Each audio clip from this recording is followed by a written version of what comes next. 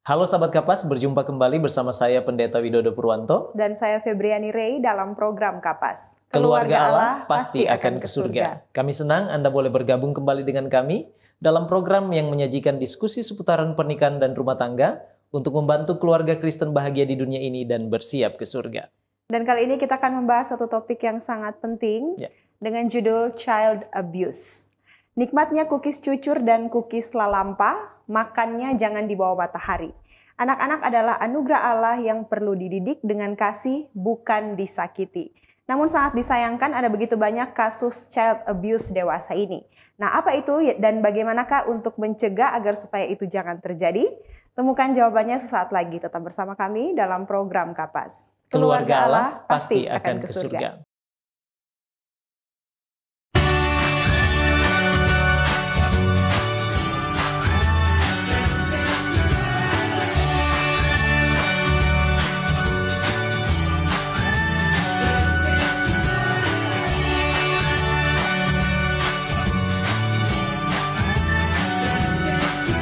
Saksikan selalu program Keluarga Allah Pasti ke Surga setiap Kamis pukul 18 waktu Indonesia Tengah di YouTube channel Cornelius Media, Bridge to the Truth.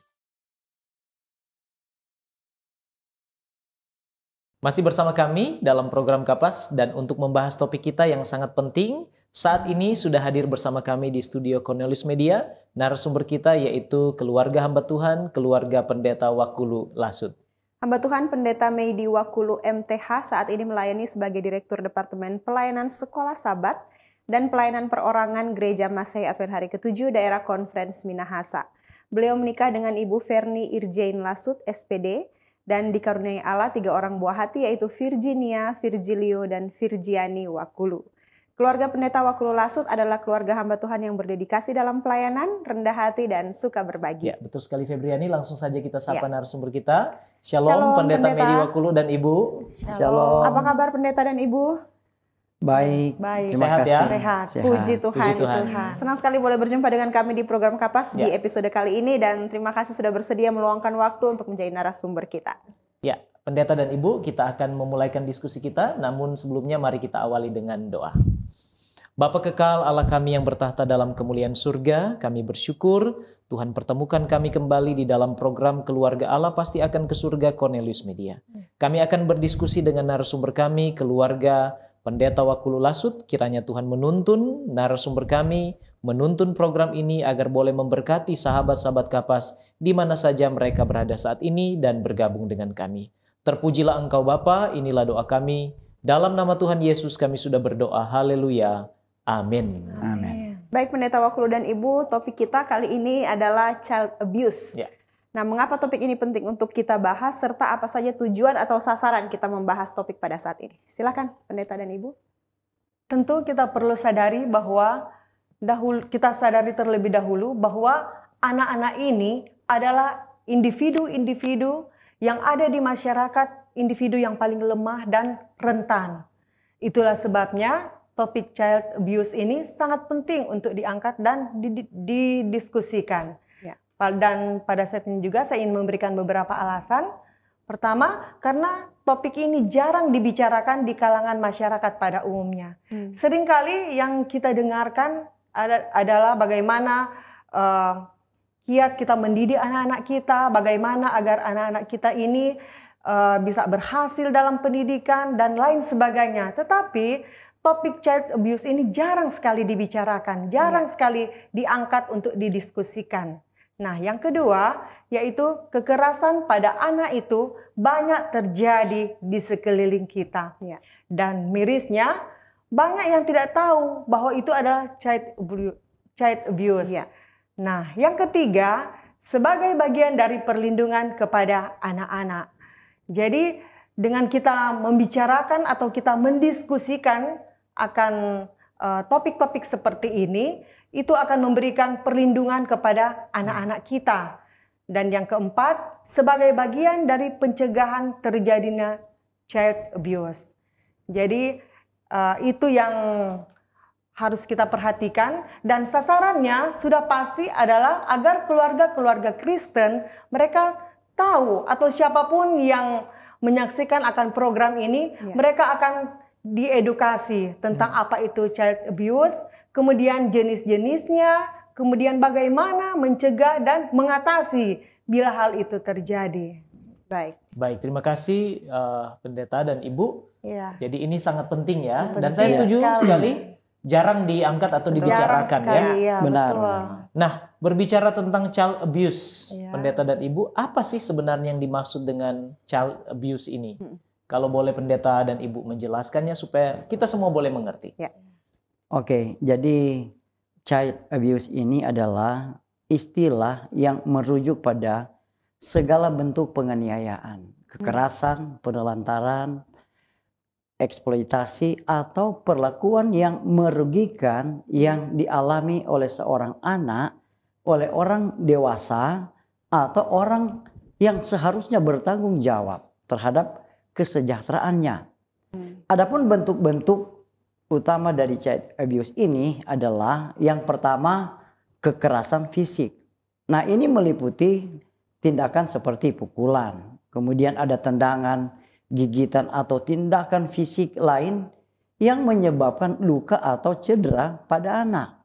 Kemudian juga yang berikut adalah bisa berupa kekerasan emosional.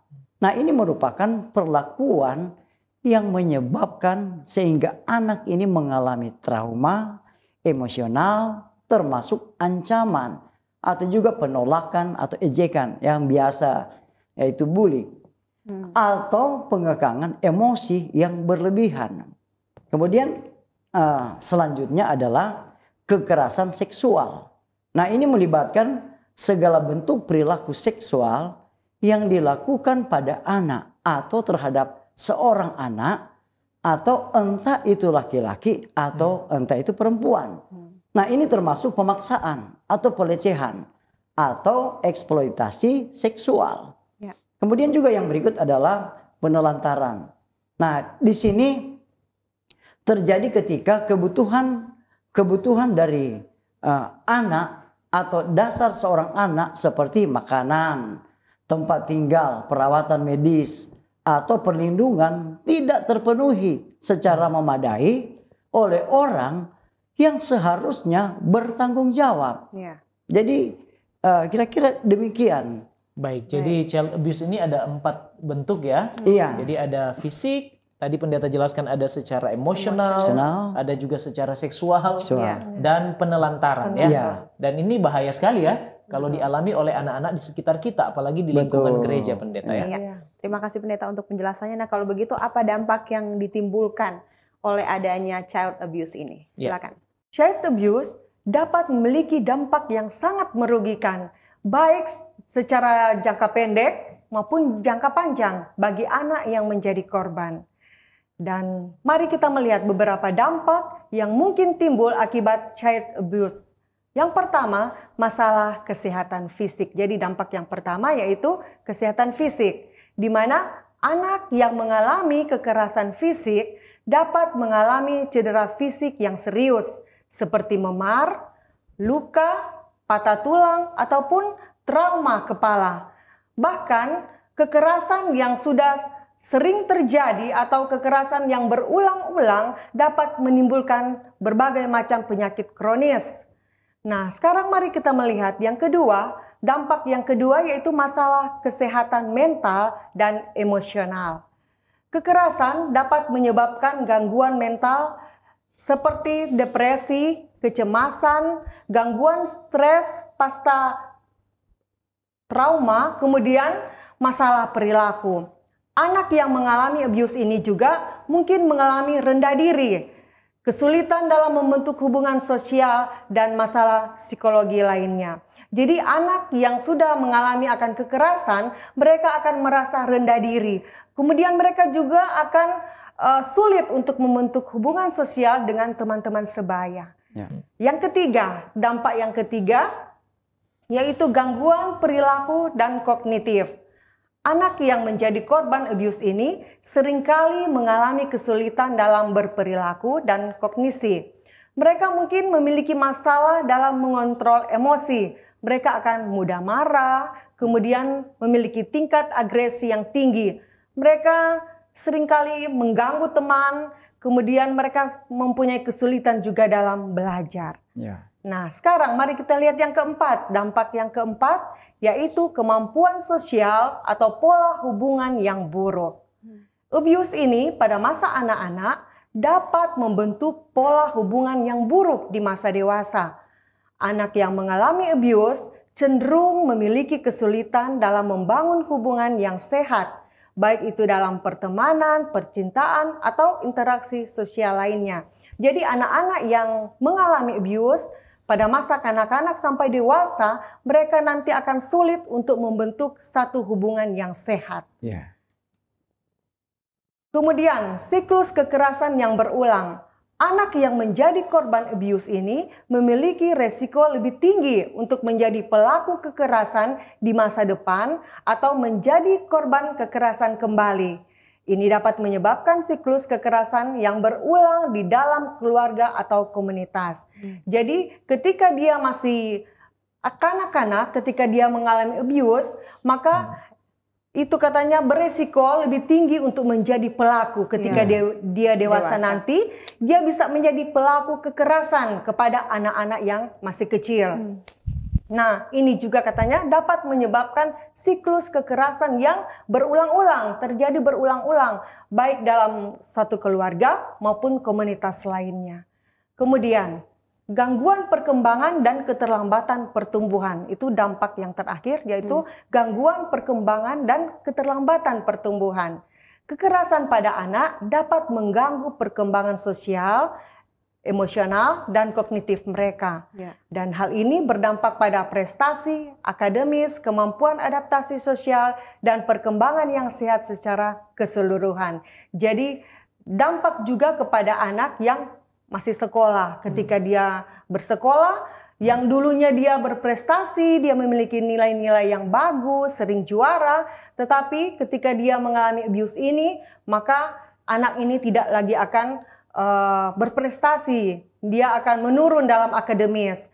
Kemudian dia dalam kemampuan adaptasi sosial juga akan mengalami penurunan. Baik. Iya. Jadi Seperti cukup serius itu. ya dampak Iya. dari child abuse Betul. ini. Iya. Bahkan tadi saya dapati ada poin yang mengatakan kalau kita mengalami child abuse di masa kecil, Iya. itu cenderung akan Menjadi terulang pelaku. dan Iya. kita menjadi pelaku ya. Betul. Iya, Wah, ini betul. harus dihindari ya, diwaspadai. Iya. Baik, puji Tuhan, sahabat Kapas, sejauh ini kita telah membahas tentang apa itu child abuse, dampak serta mengapa hal ini penting untuk kita angkat sebagai diskusi. Betul, Pendeta Wakulu dan Ibu, kita akan jeda sejenak. Ya. Dan sahabat Kapas jangan beranjak dulu, sebab setelah ini kita akan membahas lebih jauh lagi tentang child abuse.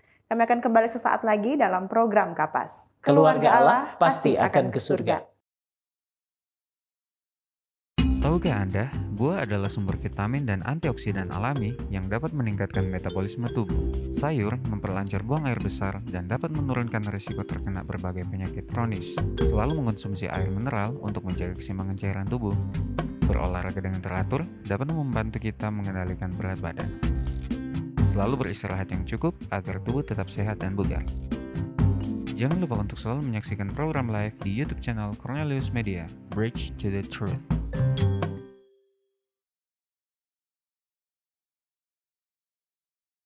Masih bersama kami dalam program Kapas dan kita akan lanjutkan pembahasan kita tentang child abuse. Ya, Pendeta Wakulu dan Ibu berbicara tentang child abuse. Apakah ada semacam penelitian atau riset, fakta dan data yang boleh dibagikan pada kita? Silakan. Oh iya, oke. Jadi ada beberapa research tentang data dan fakta dari child abuse. Ya. Namun ada 3 yang saya mau highlight. UNICEF melaporkan bahwa lebih dari 1 dari 3 anak di seluruh dunia mengalami kekerasan fisik, emosional, atau seksual dalam kehidupan mereka. Jadi kasus child abuse ini bisa terjadi atau ada di sekitar kita. Bahkan terjadi di lingkungan keluarga kita. Kemudian juga poin yang berikut juga, di mana salah satu tantangan utama dalam menangani child abuse ini adalah kesulitan melaporkan kasus-kasus ini. Kenapa? Oleh karena seringkali mereka terjadi di dalam lingkup keluarga atau lingkungan yang sulit diakses oleh pihak luar, sehingga sulit untuk melapor. Kemudian juga ada banyak contoh kejadian di Indonesia, entah itu guru, bahkan orang tua, seperti ayah sendiri melakukan pelecehan, pemerkosaan, bahkan eksploitasi seksual pada murid, anak tiri atau bahkan anak kandung. Nah, di beberapa tempat atau banyak kasus abuse ini tidak bisa dilaporkan ke pihak berwenang. Kenapa? Oleh karena berbagai alasan. Seperti bisa saja takut atau rasa malu. Atau bahkan kurangnya kesadaran akan apa yang merupakan abuse. Ini yang sulit membuat seseorang berani melaporkan hal yang mereka alami. Ya. Baik, jadi itu data dan fakta ya pendeta ya. Jadi Ya. sangat sulit ya. Kalau Sangat misalnya seseorang mengalami child abuse, dia takut atau malu terhadap Ya. apa yang terjadi kepada dirinya, tidak mungkin untuk dilaporkan Gitu. pendeta. Oleh karena Ini ya rasa takut, Ya. malu dan lain sebagainya. berbahaya ya. Berbahaya. Ya. Baik. Terima kasih pendeta. Nah sekarang apa tanda atau gejala lah, boleh dikatakan demikian, adanya child abuse. Misalnya kita lihat tanda ini, oh kita bisa curiga ini ada Betul. child abuse Ya. ini. Silakan Silakan. pendeta Iya. atau ibu. Anak yang mengalami abuse ini mungkin menunjukkan beberapa gejala atau tanda yang dapat menjadi indikasi bahwa mereka sedang mengalami masalah. Nah, mari kita melihat. Pertama, perubahan perilaku. Anak mungkin terlihat lebih cemas, takut, atau sedih. Mereka juga bisa menjadi lebih tertutup atau pendiam. Jadi anak yang mengalami abuse ini, dia akan kelihatan lebih cemas, lebih takut, dan tertutup, menjadi pendiam. Yang semula mungkin dia anaknya ceria, Ya. suka bergaul, gembira, tetapi ketika dia mengalami abuse, maka dia akan menjadi anak yang tertutup, kemudian pendiam. Kemudian penurunan tiba-tiba dalam prestasi akademis, absensi yang meningkat, atau kesulitan berkonsentrasi dapat menjadi tanda. Jadi seperti saya katakan tadi, bahwa ketika anak mengalami abuse, maka prestasinya akan menurun.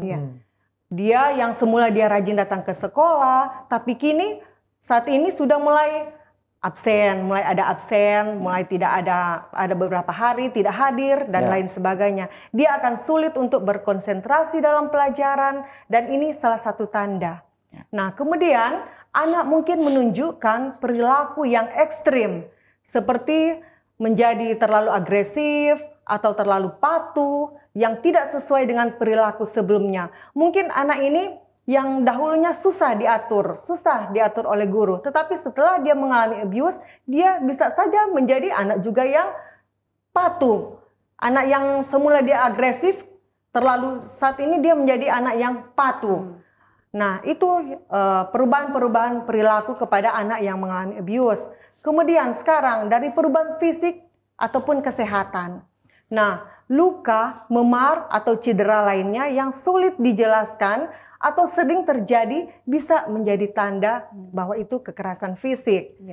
Nah, kemudian anak mungkin sering mengalami sakit atau masalah kesehatan yang terus-menerus tanpa alasan medis yang jelas. Jadi itu perubahan fisik dan kesehatan. Sekarang, yang berikut, perubahan interaksi sosial.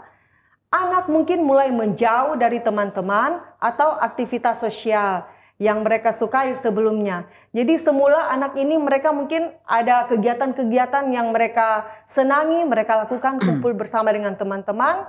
Tetapi ketika dia mengalami abuse, maka hal itu tidak terjadi lagi. Dia tidak ingin lagi untuk kumpul-kumpul bersama dengan teman-temannya. Dia lebih suka menyendiri dan lain sebagainya. Kemudian perubahan drastis dalam hubungan dengan orang tertentu. Seperti ketakutan atau rasa tidak nyaman saat berada di sekitar orang. Jadi anak yang mengalami abuse, dia merasa tidak nyaman ketika dia berada dengan orang lain. Dia akan merasa takut, dia trauma dengan keadaan yang dia alami. Kemudian perubahan dalam ekspresi diri. Anak mungkin terlihat sangat terhambat atau cenderung berbicara terlalu banyak tentang hal-hal yang tidak sesuai dengan usia mereka. Kemudian, anak mungkin juga mengalami keterlambatan dalam mencapai perkembangan seperti berbicara, berjalan, dan kemampuan sosial. Jadi, ketika anak ini dia mengalami abuse, dia akan sulit, lambat untuk berjalan, dan ketika dia juga mulai berbicara akan lambat untuk dia belajar berbicara. Kemampuan bersosialnya akan menurun atau akan terlambat, terjadi keterlambatan.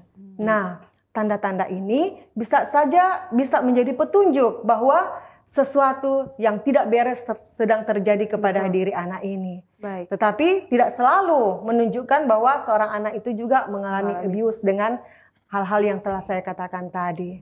Baik. Jadi artinya bisa iya, bisa tidak. Iya, Kalau bisa ada petunjuk tidak. tersebut Iya, ya. seperti itu. Baik. Iya. Dengan adanya tanda-tanda tadi, kira-kira pendeta dan ibu apa saja faktor yang menyebabkan terjadinya child abuse ini?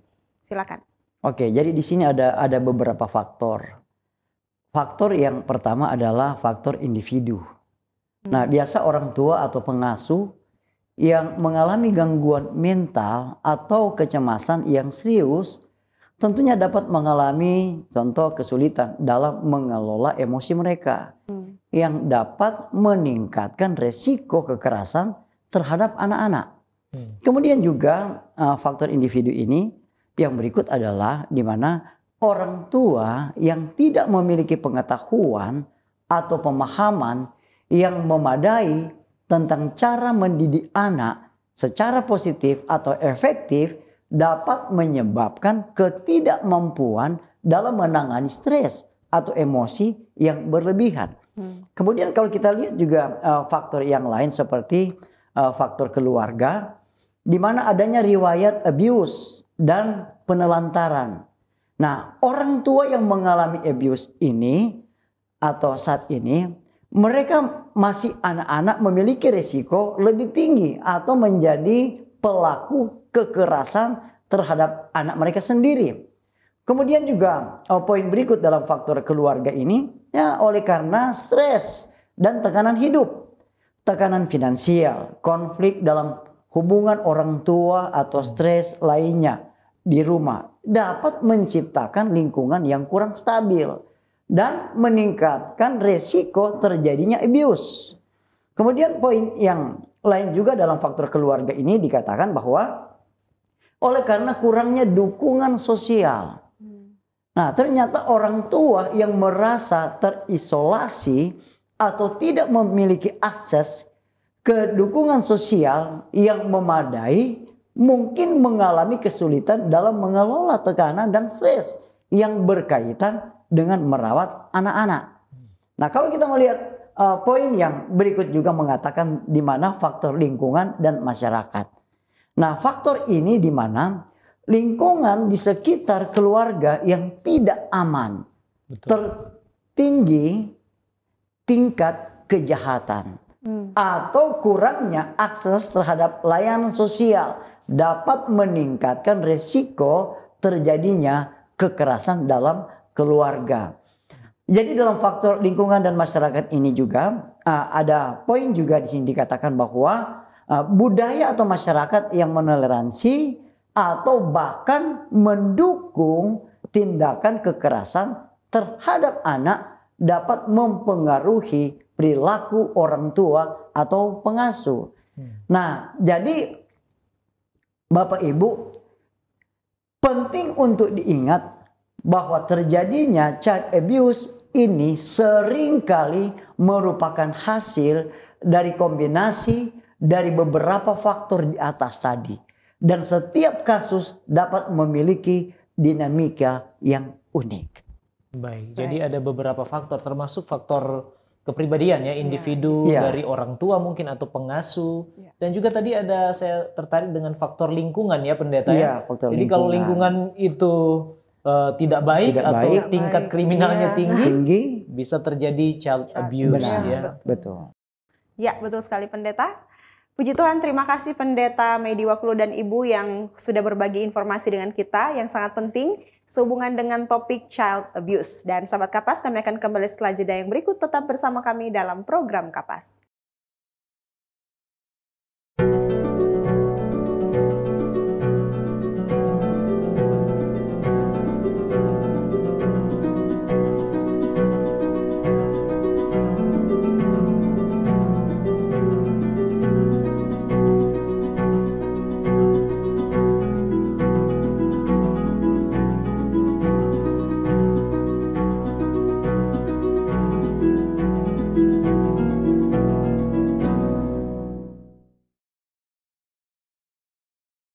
Masih bersama kami dalam program Kapas dan tidak terasa kita sudah tiba di segmen terakhir diskusi kita. Ya, betul sekali Febriani dan menarik sekali. Ya. Dan juga informatif ya. Betul. Apa yang sudah dibagikan oleh narasumber kita. Pendeta Wakulu dan Ibu, sekarang bagaimana cara untuk boleh mencegah dan juga mengatasi child abuse itu terjadi? Ya. Silakan Pendeta dan Ibu. Ya, cara mencegah dan mengatasi terjadinya child abuse ini yaitu lewat kita mengkampanyekan kesadaran masyarakat terhadap bahaya child abuse ini. Ya. Jadi kita kampanyekan agar masyarakat boleh sadar bahwa child abuse ini sangat-sangat berbahaya. Ya. Kemudian yang kedua, adanya pendidikan atau edukasi yang baik terhadap orang tua, masyarakat secara luas, dan juga secara khusus kepada anak-anak yang mungkin di sekolah. Jadi ada edukasi kepada orang tua, masyarakat, dan juga kepada anak-anak karena mereka berkaitan dengan hal tersebut. Kemudian yang ketiga, peran pemerintah dalam mengupayakan dan mengimplementasikan hukum dan perundang-undangan yang tegas dan terukur. Ya. Dan yang keempat yaitu cara mencegah dan mengatasi terjadi child abuse ini lewat lingkungan yang aman. Jadi kita ciptakan lingkungan yang aman, maka tentunya hal yang seperti tadi tidak akan terjadi. Ya. Kemudian penting juga di sini yaitu peran gereja dalam mengedukasi. Jadi lewat seminar-seminar mungkin di gereja kepada jemaat-jemaat, maka hal itu tidak akan terjadi atau child abuse ini tidak akan terjadi di lingkungan sekitar kita. Ya. Kemudian adanya upaya untuk melaporkan kejadian. Jadi ketika kejadian tersebut terjadi maka harus ada upaya untuk melaporkan agar segera ditindaki. Ya. Yang berikut, memberi dukungan sepenuhnya bagi korban. Nah, ini yang saya rasa juga sangat-sangat penting. Ketika ada anak yang menjadi korban akan abuse ini, maka kita harus memberi dukungan yang sepenuhnya kepada mereka. Ya. Betul. Nah, yang terakhir yaitu kerjasama dari semua pihak. Jadi pihak orang tua, pihak masyarakat, pemerintah harus ada apa? Kerjasama satu dengan yang lain dalam mencegah dan mengatasi akan child abuse ini. Baik, terima kasih Ibu untuk penjelasan yang sudah disampaikan. Kemudian apa yang Alkitab atau Roh Nubuat katakan tentang child abuse ini? Silakan Pendeta atau Ibu. Baik, tentunya ada banyak hal yang sudah kami sampaikan tadi. Tetapi dasar yang paling utama tentunya adalah apa yang dikatakan oleh Alkitab ataupun Roh Nubuat. Betul. Nah, Alkitab tentunya memiliki prinsip-prinsip yang relevan di mana terkait dengan perlindungan, kasih sayang, dan tanggung jawab terhadap anak-anak. Nah, tentunya ada banyak ayat di dalam firman Tuhan. Tetapi mari kita lihat beberapa ayat saja. Yang pertama adalah di mana perlindungan dan kasih.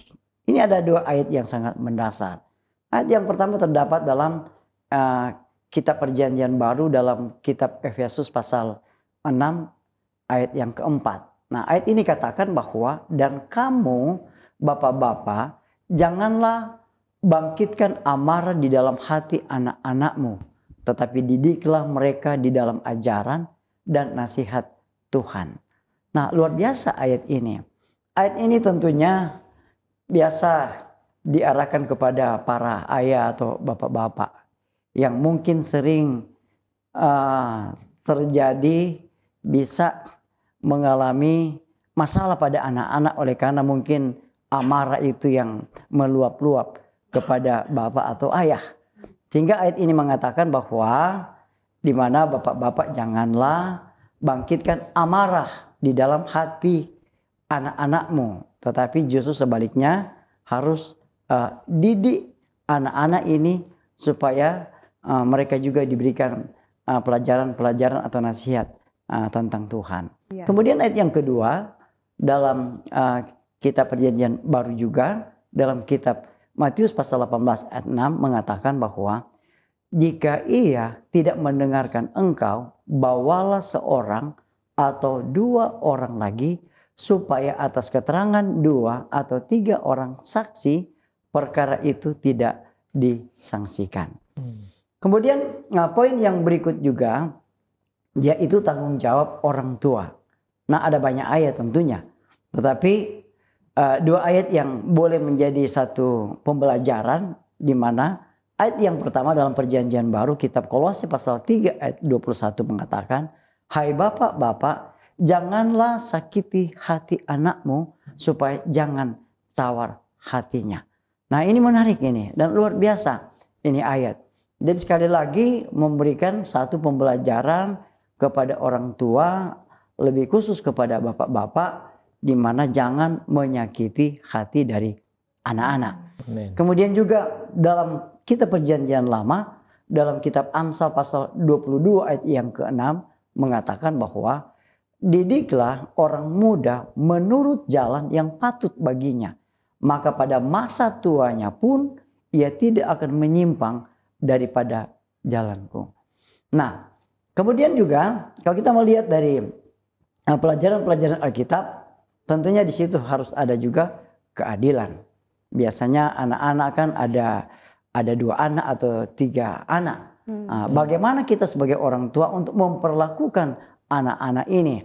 Ada beberapa ayat. Salah satu ayat mengatakan dalam Mazmur pasal 127 ayat 3 mengatakan, sesungguhnya anak-anak lelaki adalah milik pusaka daripada Tuhan, dan buah kandungan adalah satu upah.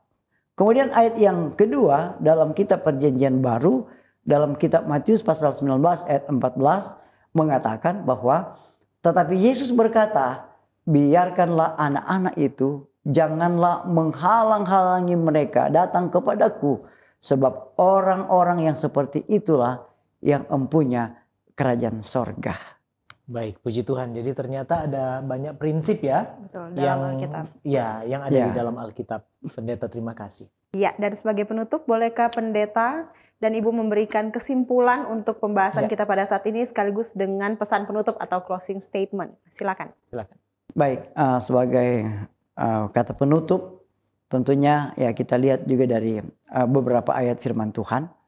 Yang pertama dalam kitab Perjanjian Lama, dalam kitab Mazmur pasal 103 ayat 13 mengatakan bahwa seperti Bapa sayang kepada anak-anaknya, demikian Tuhan sayang kepada orang-orang yang takut akan Dia. Amen. Kemudian juga dalam Perjanjian Baru juga mengatakan bahwa dalam kitab Matius pasal 18 ayat yang ke-10 katakan, ingatlah, jangan menganggap rendah seorang dari anak-anak kecil ini, karena aku berkata kepadamu, ada malaikat mereka di sorga yang selalu memandang wajah Bapakku yang di sorga. Jadi memang anak-anak ini adalah harta yang dititipkan oleh Tuhan atau sorga bagi kita sebagai orang tua. Makanya dalam ayat yang terakhir tadi mengatakan bahwa kita jangan menganggap rendah atau menganggap remeh seorang anak kecil ini. Karena Allah sendiri berkata bahwa ternyata ada malaikat mereka di sorga yang selalu memandang wajah Bapakku yang di sorga. Kira-kira demikian. Baik. Puji Tuhan, terima kasih pendeta dan ibu. Kita sudah mendengarkan penjelasan yang begitu informatif dan inspiratif ya. Yang kami percaya ini bermanfaat dan membekali sahabat-sahabat Kapas yang bergabung dengan kita pada kesempatan program Kapas kali ini. Dan untuk mengakhiri diskusi kita, pendeta dan ibu, bolehkah pendeta Medi Wakulu MTH mendoakan kita sekalian? Silakan pendeta. Mari kita berdoa.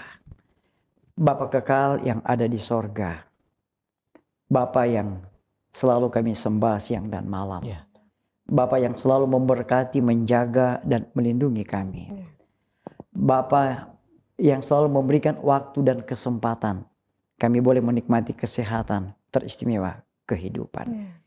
Kami bersyukur dan berterima kasih oleh karena kami boleh mempelajari satu topik yang sangat indah, di mana bagaimana kami mencegah child abuse yang boleh terjadi kepada anak-anak, baik anak-anak di dalam keluarga kami, di dalam jemaat, bahkan di tengah-tengah masyarakat. Kami percaya Tuhan akan menolong Tuhan akan memberkati kepada setiap orang tua, sehingga lewat anak-anak ini pada akhirnya anak-anak mereka boleh berhasil di dalam berbagai aspek kehidupan. Bukan sebaliknya mereka ditindas atau dibully dan lain sebagainya, tetapi mereka dinasihati akan hal-hal yang rohani, mendidik mereka untuk lebih hari agar mereka boleh lebih dekat kepada Tuhan. Kami rindu anak-anak ini bukan saja mereka berhasil di atas dunia ini, tetapi mereka juga boleh dipersiapkan untuk masuk di dalam kerajaan sorga. Terima kasih Tuhan, inilah doa kami, ampuni kami. Di dalam nama Yesus kami berdoa dan mengucap syukur. Amin. Amin. Sekali lagi terima kasih Pendeta Medi Terima kasih, Wakulo dan Pendeta Ibu dan Ibu. yang sudah menjadi narasumber yang menginspirasi Ya, kita betul semua, sekali. dan doa kami adalah kiranya Tuhan akan selalu memberkati Pendeta dan Ibu bersama dengan keluarga, baik dalam pelayanan kepada Tuhan dan juga dalam kehidupan sehari-hari. Terima kasih juga untuk semua sahabat Hope Channel Indonesia yang sudah bergabung dengan kami dalam program Kapas. Dengan demikian berakhirlah sudah kebersamaan kita, dan kalau sahabat Kapas merasa diberkati, jangan lupa untuk subscribe, like, dan bagikan kanal YouTube Cornelius Media. Dan jangan lupa untuk bergabung kembali dengan kami dalam program yang sama pada episode selanjutnya.